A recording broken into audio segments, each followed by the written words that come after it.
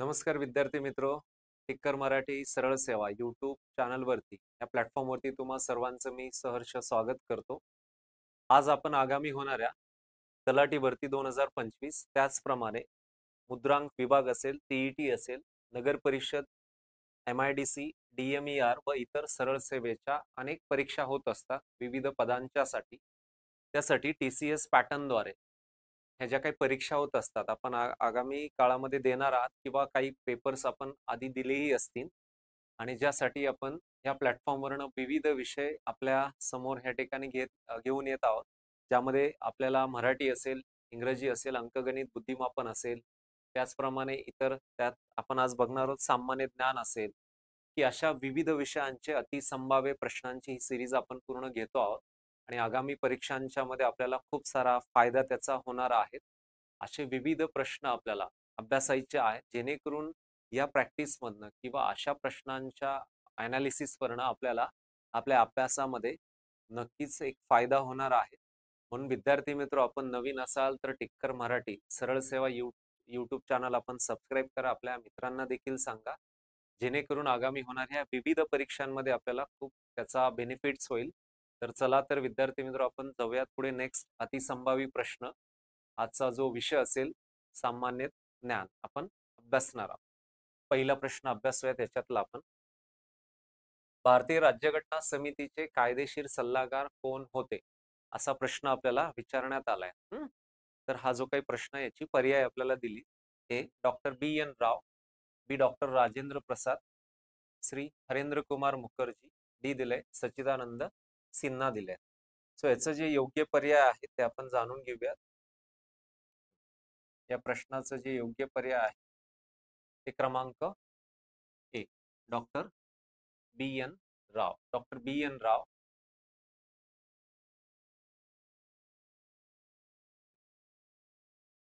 या समितीचे कायदेशीर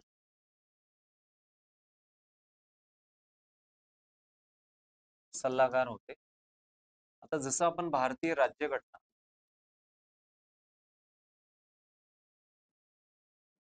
तयार करताना आपल्याला हे माहिती आहे, जसं 1946 असेल, त्यानंतर जसं पुढे 1949 असेल, आणि मग जसं की 26 जानेवारी असेल 1950 रोजी जसं आपली भारतीय राज्यघटना जी अंमलात आणली गेली.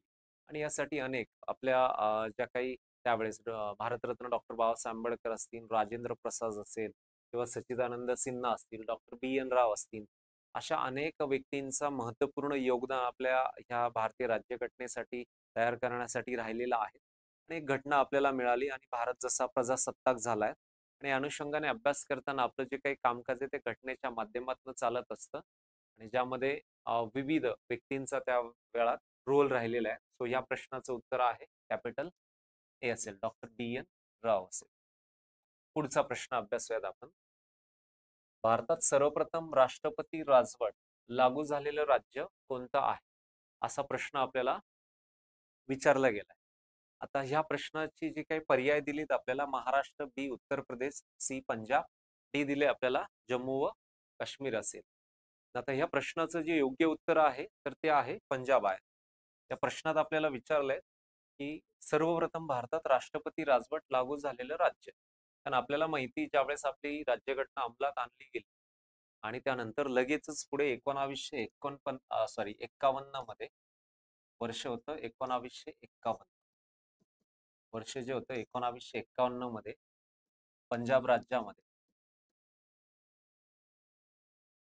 सर्वप्रथम काय झालंय, पंजाब राज्यामध्ये राष्ट्रपती राजवट लागू करण्यात आली. इथे राज्यपालांच्या द्वारे हे पुढे करून राष्ट्रपतींना आदेशित केलं जातं आणि राष्ट्रपती राजवट त्या ठिकाणी लावत असतं. म्हणून त्या ठिकाणी प्रत्येक राज्यामध्ये ह्या काही राज्यांमध्ये नाही आहेत, काही राज्यांमध्ये, जसं आता नुकतंच मणिपूरमध्ये राष्ट्रपती राजवट लागू करण्यात आली, उत्तर प्रदेशात अनेक वेळा लागू करण्यात आली. इव्हन राष्ट्रपती राजवट, आणि आपल्याला प्रश्न विचारला गेला महाराष्ट्र राज्य, की महाराष्ट्र राज्यामध्ये राष्ट्रपती राजवट किती वेळा झाली, तर 2 वेळा. पहिल्या वेळा 1980 मध्ये झाली आणि दुसऱ्यांदा 2014 साली. सो हे 2 वेळा आपण लक्षात घ्यायचं आपल्या महाराष्ट्र राज्याच्या संदर्भात.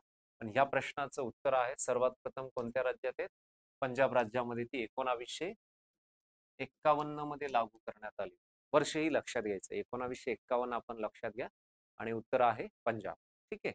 पुढे जाऊया. नेक्स्ट पुढचा प्रश्न अभ्यासूयात आपण.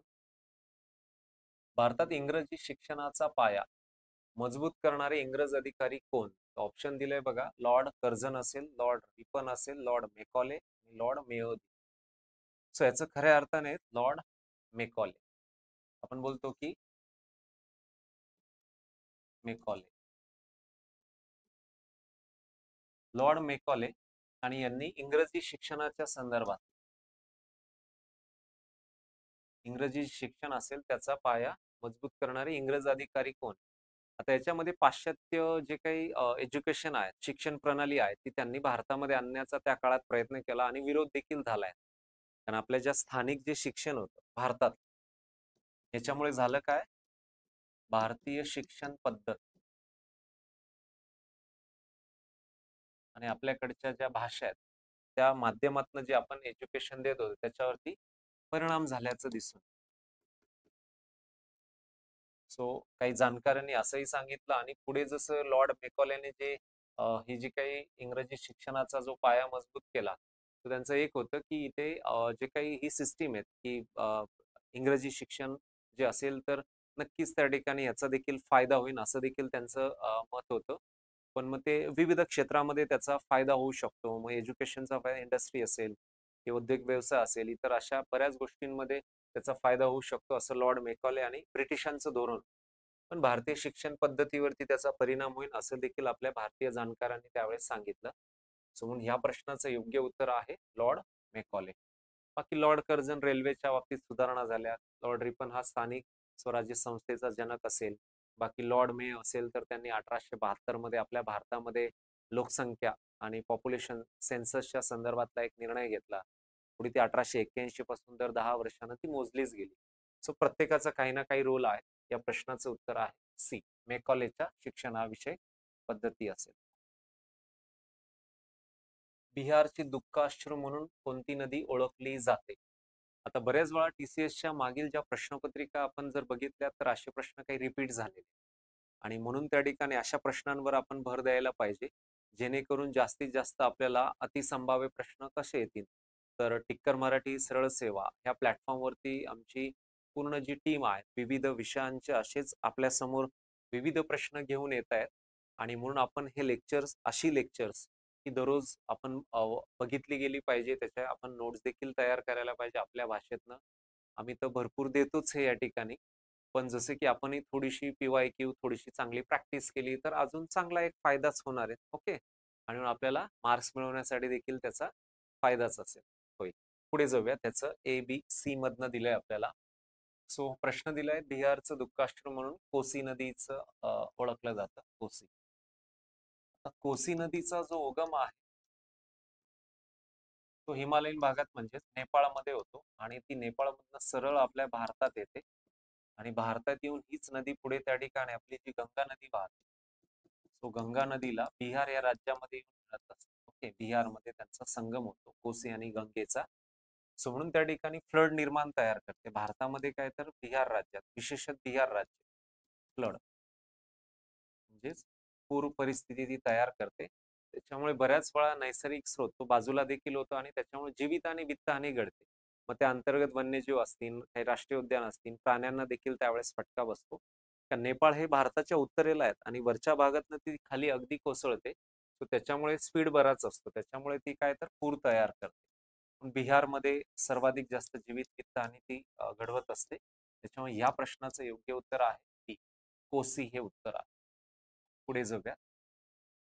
उच्च न्यायालयातील न्यायाधीशांची संख्या निर्धारित करण्याचा अधिकार खालीलपैकी कोणास असतो असा प्रश्न विचारलाय. ए राष्ट्रपती, बी राज्यपाल, सी दिलंय पंतप्रधान, डी दिलंय सर्वोच्च न्यायालयाचे सरन्यायाधीश. तो याचं योग्य उत्तर आहे राष्ट्रपती. आता राष्ट्रपती हे आपल्या भारतातील उच्च न्यायालय असेल अथवा सर्वोच्च न्यायालय असेल, सो याच्यातील जे काही महत्वाचे जे न्यायाधीश असतात आणि त्यांची संख्या जी निर्धारित करण्याचं काम ज्या ठिकाणी राष्ट्रपती हे करत असतात. जसं की हाही प्रश्न आपल्याला दिलाय की न्यायाधीशांची संख्या निर्धारित करण्याचा अधिकार खालीलपैकी कोणास असतो? सो घटनात्मक पद आहे राष्ट्रपती हे, आणि त्यांना हा सर्वस्वी अधिकार असतो. सो म्हणून आपल्याला याचं उत्तर राष्ट्रपती. पुढे जाऊयात. पुढचा प्रश्न. भारताच्या राज्यघटनेत घटना दुरुस्ती कोणत्या कलमांद्वारे केली जाते, असा प्रश्न आपल्याला विचारलाय. इथे कलम आपल्याला विचारलाय. घटना दुरुस्ती ही पद्धत विचारली. कलम 31A मध्ये दिलाय. बी कलम 368, सी कलम 21, डी कलम 356. याचं योग्य उत्तर आहे 368. ओके. घटना दुरुस्ती किंवा कायद्यात दुरुस्ती असेल आपल्याला, ह्या बऱ्याच गोष्टी कायद्यात दुरुस्ती असेल, अशा बऱ्याच गोष्टी हे आपल्याला कलम 368 द्वारे हे केलं जातं. आता आपल्याला माहिती आहे की घटना दुरुस्ती ही जी पद्धत आहे, आपण आता ज्यावेळेस बघा भारतीय राज्यघटना आपण तयार करत होतो, अशा बऱ्याचशा राष्ट्रांची आणि त्या घटनेद्वारे देखील आपल्याला काही ठिकाणी आपण मदत झाली, आणि म्हणून खूप चांगल्या पद्धतीने आपण ती तयार त्यावेळेस झाली, आणि ज्याद्वारे आज भारत हा एकसंघ आणि प्रत्येक गोष्टी आपण जर बघे काही केंद्र सूची, समवर्त सूची, असे बरेच विषय आपण त्या ठिकाणी घेत असतो.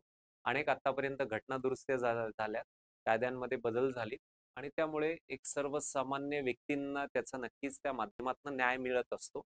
सो घटना दुरुस्ती पद्धती कोणत्या देशाकडून आपण स्वीकारली, असा जर क्वेश्चन विचारला गेला, तर याचं उत्तर द्यायचंय दक्षिण आफ्रिका. हा देखील प्रश्न आपल्याला बऱ्याच वेळा क्वेश्चन विचारला गेला. ठीक आहे. सो याचं बी उत्तर आहे कलम 368. पुढे जाऊयात. पुढचा प्रश्न. ताडोबा राष्ट्रीय उद्यान महाराष्ट्रातील खालीलपैकी कोणत्या जिल्ह्यात आहे, असा प्रश्न आपल्याला विचारलाय. ताडोबा राष्ट्रीय उद्यान नॅशनल पार्क वर्ण. ऑप्शन ए दिलंय आपल्याला नागपूर, बी अमरावती, सी गोंदिया, डी दिलंय चंद्रपूर. सो ताडोबाचं उत्तर आहे चंद्रपूर. ओके. विदर्भातील हा जिल्हा आहे. ताडोबा एका देवावरनं नाव पडलंय. ताडोबा नावाचं देव, त्यावरनं ताडोबा असं नाव पडलंय. आता ताडोबामध्ये तर व्याघ्रासाठी प्रसिद्ध आहेत. व्याघ्र अंधारी प्रकल्प देखील आहे ताडोबा, आणि दुसरं आशिया खंडातील मगर प्रजनन केंद्र देखील तिथे अस्तित्वात आहे, आणि पर्यटनाच्या दृष्टीतून मोठी चालना मिळते. तर हे राष्ट्रीय उद्यान आपल्याकडे आहे चंद्रपूरमध्ये. आज आपण विदर्भात जर बघितलं तर विदर्भामध्ये एकूण 4 राष्ट्रीय उद्यान आहेत. ताडोबा जसं चंद्रपूरला आहे. त्यानंतर आपण जर बघितलं दुसरं पेंच हे नागपूरमध्ये आहे, किंवा नवेगाव बांध हे तिकडे गोंदियामध्ये आहे, आणि अमरावती जिल्ह्यामध्ये आहेत त्या ठिकाणी गुगामल, अशी 4 राष्ट्रीय उद्यानं तिथे आहेत. बाकी उर्वरित 2 राष्ट्रीय उद्यानं महाराष्ट्रात आहेत. जसं की बोरिवली संजय गांधी राष्ट्रीय उद्यान बोरिवलीला आहे, मुंबई डिव्हिजन. आणि त्यानंतर चांदोली नावाचं राष्ट्रीय उद्यान सातारा, सांगली, कोल्हापूर, रत्नागिरीच्या भागामध्ये सर्वाधिक क्षेत्रफळ घेऊन तो पसरलेला आहे. आणि या दरम्यान 6 राष्ट्रीय उद्यानं आहेत आपल्याकडे महाराष्ट्र राज्यामध्ये. सो जिल्ह्यावाईज आपल्याला त्याच्यावरती विद्यार्थी मित्र प्रश्न विचारला जातो, कोणत्या जिल्ह्यात कोणतं राष्ट्रीय उद्यान, तर आपण तेही अभ्यासायचे. ओके. नेक्स्ट पुढचा प्रश्न आपण अभ्यासूया. भारतीय राज्यघटना कधी अंमलात आली, असा एक सोपा प्रश्न आपल्याला विचारला गेलाय. हे 26 जानेवारी 1950, बी 15 ऑगस्ट 1947, सी 12 जून 52, डी 4 फेब्रुवारी 1961. याचं योग्य उत्तर आहे मित्रांनो 1950. जसं की आपल्याला माहिती 1949 असेल, त्यानंतर पुढे मग 26 जानेवारी 1950 असेल, आणि भारत हा प्रजासत्ताक होतोय, आणि म्हणून 26 जानेवारी हा प्रजासत्ताक दिन आपण साजरा देखील करत असतो. भारत हा प्रजासत्ताक झाला, आणि ज्याचं आपण फ्रीडम हे 15 ऑगस्ट 1947 असं म्हणतो, की ज्या दिवशी भारताला स्वातंत्र्य मिळालं. म्हणून भारतीय राज्यघटना अंमलात आणली गेली, आणि त्या राज्यघटनेच्या माध्यमातून आपलं प्रत्येक प्रशासकीय कामकाज हे होत असतं. अनेक घटना दुरुस्त्या देखील झाल्यात. मगाच्या याच्यात देखील आपण तो प्रश्न अभ्यास केला त्याचा. 26 जानेवारी 1950 उत्तर आहे. पुढे जाऊयात. नेक्स्ट. खालीलपैकी कोणत्या कलमांद्वारे प्रत्येक घटक राज्यात एक उच्च न्यायालय असतं, असं आपल्याला क्वेश्चन विचारला गेला. ओके. आता उच्च न्यायालयाच्या संदर्भामध्ये हा प्रश्न आपल्याला विचारलाय. सो याचं योग्य उत्तर आहे कलम 214, ज्यानुसार प्रत्येक राज्य असेल भारतात ज्यामध्ये आपल्याला प्रत्येक राज्यामध्ये काय दिलंय, उच्च न्यायालय.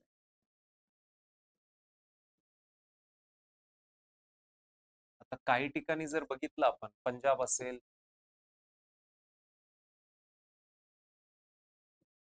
पंजाब प्लस हरियाणा, याचं एकत्रीकरण उच्च न्यायालयाचं कामकाज, महाराष्ट्र असेल आणि प्लस गोवा असेल, एकत्रित बार काउन्सिल आणि त्यानुसारचं कामकाज चालतं.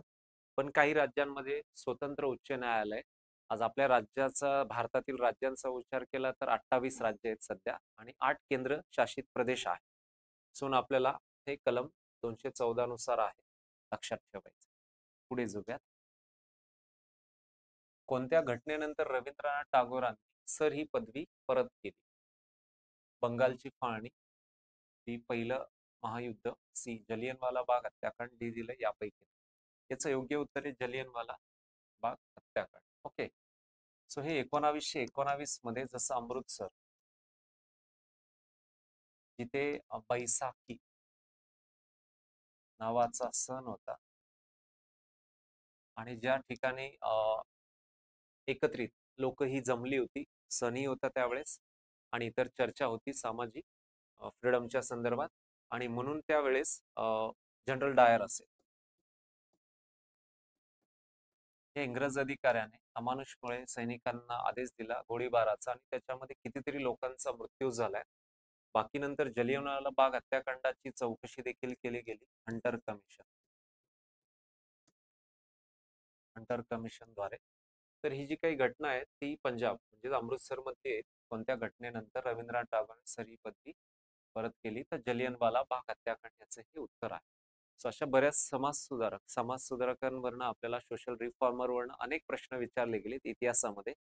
सो म्हणून आपल्याला या संपूर्ण सामाजिक ज्या सुधारणा असतील, क्रांतिकारी ज्या चळवळी असतील आणि ज्या वेगवेगळ्या ठिकाणी भारतामध्ये पार पडल्या, मग त्यांचा देखील आपण ऍज अ जोड्या जुळवा असेल, एकेरी प्रश्न असेल, अबकडक फॉर्मॅटमध्ये असेल, किंवा आपल्याला क्रांतिकारक आणि त्यांच्या संस्था असतील, क्रांतिकारक आणि त्यांनी केलेलं कामकाज असेल, अशा गोष्टींवरनं देखील मागील ज्या प्रश्नपत्रिका आहेत आपल्या, त्याच्यामध्ये आपण जर PYQ चे अभ्यास केली तर त्याच्यात आपल्याला बरेच प्रश्न बघायला मिळतील.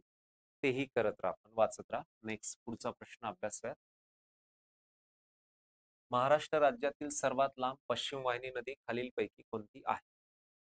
ए दिलंय गोदावरी, बी दिलंय तापी, सी नर्मदा, डी दिलंय आपल्याला कृष्णा नदी दिली. 4 ऑप्शन्स दिलीत आणि त्यांनी विचारले लांब पश्चिम वाहिनी नदी. प्रश्न व्यवस्थित अभ्यासायला पाहिजे. सो याचं उत्तर आहे महाराष्ट्र राज्य विचारलंय बरं का आपण. सो म्हणून तापी, बी तापी. तापी नदीचा जो उगम आहे तर तो सातपुडा पर्वत रांगेत, MP मध्य प्रदेश, ज्याच्यातील बैतूल नावाचा जिल्हा आहे, बैतूल जिल्ह्यातून होतो, मध्य प्रदेशातलाच, MP मधला. जी टोटल लांबी आहे भारतातली तापीची लांबी, भारत 724, तर महाराष्ट्र राज्यात कमी आहे 208. महाराष्ट्रात 208. सातपुड्याला समांतर वाहणारी महाराष्ट्रातली नदी आणि खोल खचदरीतनं देखील वाहते उत्तर महाराष्ट्रातनं. सो म्हणून ही नदी दोनदा महाराष्ट्रात प्रवेशित होते. पहिल्या टप्प्यात पश्चिम विदर्भ, अमरावती, बुलढाणा साईड, पुन्हा ब्रह्मपूर खिंड आणि पुन्हा महाराष्ट्रातील, उत्तर महाराष्ट्रातील जळगाव जिल्हा, रावेर तालुका, त्यानंतर धुळे असेल, त्यानंतर पुढे नंदुरबार असेल आणि तिथून ती गुजरातमध्ये प्रवेशित होते आणि सुरत या शहराजवळ जाऊन ती अरबी समुद्राला मिळत असते. सो एक महत्वाची महाराष्ट्रातली सर्वात लांबीची पश्चिम वाहिनी नदी. इथे पूर्व वाहिनी जर विचारली तर त्याचं उत्तर विद्यार्थी मित्र द्यायचंय गोदावरी द्यायचंय. महाराष्ट्रातली पूर्व वाहिनी सर्वात लांब. पण भारतातली सर्वात लांबीची पश्चिम वाहिनी जर नदी विचारली तर नर्मदा द्या. अर्थात महाराष्ट्रात तापी, तर भारतात नर्मदा आहे. ओके, पुढे जाऊया. पुढचा प्रश्न. महाराष्ट्राचे पठार कोणत्या खडकांनी बनलेले आहे असा प्रश्न विचारलाय आणि पर्याय आपल्याला बघा, 4 पर्याय दिलेली. पर्यायामध्ये बघा, ए बेसॉल्ट, बी चुनखडक, सी ग्रॅनाइट, डी दिलंय यापैकी नाही. याचं योग्य उत्तर आहे ए बेसॉल्ट. ओके, बेसॉल्ट हा खडक. आता आपल्याकडे सह्याद्रीचे प्रस्तरभंग होऊन महाराष्ट्र राज्यात बेसॉल्ट या खडकाची निर्मिती झाली, फॉर्मेशन. ओके, बेसॉल्ट खडक. आणि म्हणून आपल्याकडे ज्या जमिनीत, ज्या संपूर्ण ज्या ठिकाणी बऱ्यापैकी बेसॉल्ट खडक, आणि आपण खडकांचे प्रकार रूपांतरित खडक असेल, स्तरित खडक असेल, त्यानंतर आपल्याला असे अग्निजन्य खडक असेल आणि त्यातलाच बेसॉल्ट असेल. सो महाराष्ट्र राज्यामध्ये बेसॉल्ट खडकापासून आपल्या जमिनी तयार झाल्या. आता कोकणात जर गेलो तर जांभी मृदा आढळते. विदर्भ मराठवाड्यामध्ये तापीचं खोर असेल तर काळी कसदार रेगूर मृदा, ज्याच्यामध्ये कापसासारखं आणि इतर तेलबिया पिकं आपण मोठ्या प्रमाणात घेत असतो. कोकणात जांभी मृदा आहे तर तिकडे आंबा असेल, फणस असेल, काजू, भात असेल, सुपारी असेल, अशी पिकं घेतली जातात. सो ह्या खडकाचं म्हणजे महाराष्ट्राचं पठार हे बेसॉल्ट खडक आहे. आता महाराष्ट्र पठार विचारला आपल्याला, तर पठाराची जाडी जर विचारली तर त्याचं उत्तर द्यायचंय सह्याद्रीकडे जास्त आहे. कुठे जास्त आहे? सह्याद्रीकडे. आणि पूर्व विदर्भामध्ये जाडीची ती कशी कमी? पूर्व विदर्भात, पूर्व विदर्भामध्ये जाडी कशी कमी आणि सह्याद्री जवळ जाडी कशी? महाराष्ट्र पठाराची जाडी जास्त आहे. ओके, महाराष्ट्र पठार. दख्खनच्या पठाराचाच एक भाग महाराष्ट्र पठार आहे. ओके, नेक्स्ट बघूया पुढचा प्रश्न. सूर्यमालेतील आकारमानाने सर्वात मोठा ग्रह पुढीलपैकी कोणता आहे? पर्याय बघा. ए पृथ्वी, बी बुध, सी शनी, डी दिलंय गुरु. तो याचं उत्तर आहे गुरु. गुरु हा ग्रह. ओके, गुरु हा ग्रह क्रमाने कितवा ग्रह येतो? पाचवा. नैसर्गिक क्रम पाचवा आहे. आणि आकारमानाने, आकारमानाने सर्वात मोठा ग्रह कोणता आहे? तर गुरु. हा चर्चेत असतो हा ग्रह. त्याच्या कलरनुसार असेल, आकारमानानुसार असेल. आणि जसं हा सूर्य आहे इथे तारा, तर सूर्याच्या सर्वात जवळचा जो ग्रह आहे तो आहे बुध असेल, शुक्र असेल, मग येतं पृथ्वी असेल, मग येतं मंगळ. आणि मग इथे ऍस्ट्रॉइड बेल्ट असतो, ऍस्ट्रॉइड. आणि त्यानंतर मग पुढे पाचवा जो असेल तो गुरु असेल. तो आकारमानानं सर्वात मोठा असतो. पण नैसर्गिक क्रम कितवा असतो त्याचा? पाचवा. 1 2 3 4. जसा पाचवा गुरु असेल. ओके, पृथ्वीचा सूर्यापासून नैसर्गिक क्रम कितवा आहे? तिसरा. हे देखील आपण लक्षात घ्यायचे. पण आकारमानानं सर्वात मोठा ग्रह गुरु, त्याचा सूर्य मालेतला क्रमांक ओके कितवा येईल? पाचवा येईल. सो असे त्याचे क्रमांक असतील. मग त्यानंतर शनी असेल, शनीला कडा असतात, युरेनस, आणि शेवटचा नेपच्यून असेल. असे सध्या 8 ग्रह आपण लक्षात घ्यायचे. 9वा जो होता प्लुटो, तो 2006 मध्ये शास्त्रज्ञांनी कालबाह्य केलाय. सो त्याचाही अभ्यास लक्षात असतो. ओके, पुढे जाऊया. पुढचा प्रश्न. कोल्हापूर जिल्ह्याची जीवनवाहिनी खालीलपैकी कोणत्या नदीस आपण म्हटलं जातं? सो गोदावरी, कोयना, पंचगंगा, भीमा. याचं उत्तर आहे सी, 5 नद्यांपासून. कुंभी, कासारी, भोगावती असेल, त्यानंतर इतर सरस्वती एक त्याच्यातली महत्वाची नदी असेल, गुप्त नदी. सो अशा महत्वाच्या 5 नद्यांपासून त्या ठिकाणी आपल्याला पंचगंगा, ज्याच्यावरती कोल्हापूर हे शहर बसले. कुंभी, कासारी, भोगावती वगैरे ह्या नद्या असतील आणि एक सरस्वती वगैरे असतील. हा, कोल्हापूर आपण जसं म्हटलं गेलं तर कोल्हापूर हे जे शहर आहे, कोल्हापूरची जीवनवाहिनी, जीवनवाहिनी मग त्या नदीकडे बघितलं जातं, ज्याच्यामुळे कृषी असेल, त्यानंतर उद्योग व्यवसाय असेल, ह्या संपूर्ण याला बऱ्यापैकी पर्यटन असेल फायदा होतो. सो कोल्हापूरची जीवनवाहिनी, जसं की पंचगंगा हे शहर, कोल्हापूर हे शहर पंचगंगा नदीवर बसलंय. दुथडी भरून बऱ्याच वेळा वाहते. सो कृष्णा नदीची उपनदी म्हणून आपण पंचगंगेचा उल्लेख त्या ठिकाणी करत असतो. आणि म्हणून ह्या पंचगंगा नदी खोरं असेल, कृष्णा खोरं असेल कोल्हापूर जिल्हा, की जिकडे ऊसाचं दर हेक्टरी उत्पादकता जास्त मिळते. म्हणून कृषी क्षेत्र, उद्योग व्यवसायासाठी या नद्यांचा बराचदा अधिक फायदा होतो. पर्यटन व धार्मिक स्थळांचाही उल्लेख याच्यामध्ये आपल्याला करता येईल. अशी अनेक महत्व ह्या नद्यांची आहे. सो या प्रश्नाचं उत्तर आहे पंचगंगा. कोल्हापूर शहर वसले. केसरी या वर्तमानपत्राचे पहिले संपादक कोण होते असा प्रश्न विचारलाय. सो ऑप्शन ए गो. आगरकर, डॉक्टर बाबासाहेब आंबेडकर, विदा सावरकर, महात्मा फुले. सो ह्या प्रश्नाचं योग्य उत्तर आहे गो. आगरकर, पहिले संपादक केसरी. पहिले. आता ऍक्च्युली लोकमान्य टिळक यांनी जसं स्थापना जी केली होती आणि ज्या माध्यमातून सामाजिक चळवळी असेल आणि विशेषतः आपल्या देशाला स्वातंत्र्य मिळण्यासाठी असे त्या संदर्भातल्या काही महत्वपूर्ण लेख असतील की जे ह्या त्यावेळेस स्थापित केल्या गेलेल्या संस्था असतील, वर्तमानपत्र असतील, त्या माध्यमातून सामाजिक चळवळी असेल आणि इतर देशाच्या प्रेरित होऊन देशाच्या स्वातंत्र्य लढ्याला प्रेरित होऊन त्यामध्ये अनेक असं योगदान अशा समाज सुधारकच राहिलंय. सो केसरी या वर्तमानपत्राचे पहिले संपादक विचारले तर आहे गो. आगरकर.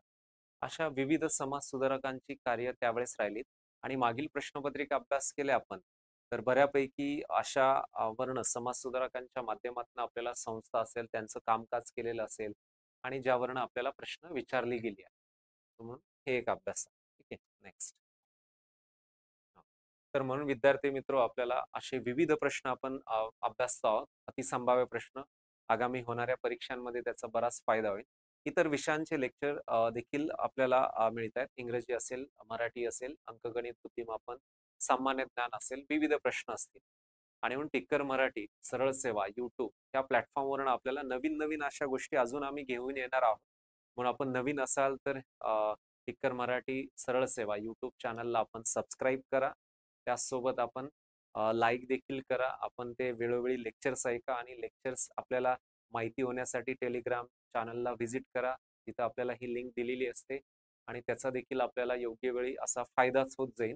आणि म्हणून विद्यार्थी मित्र आपण नेहमी सराव करा, अभ्यास करा. टिक्कर मराठी सरळ सेवा यूट्यूब प्लॅटफॉर्म आणि ती जी आमची टीम आहे संपूर्ण एक्सपर्ट फॅकल्टीज तुमच्या सोबत आहे. तुम्हाला यश मिळवण्यासाठी या सर्वांची नक्कीच मदत होईल. सो सर्वांना अभ्यासासाठी खूप खूप शुभेच्छा. भेटणार आहोत पुढील लेक्चर्स. Thank you so much.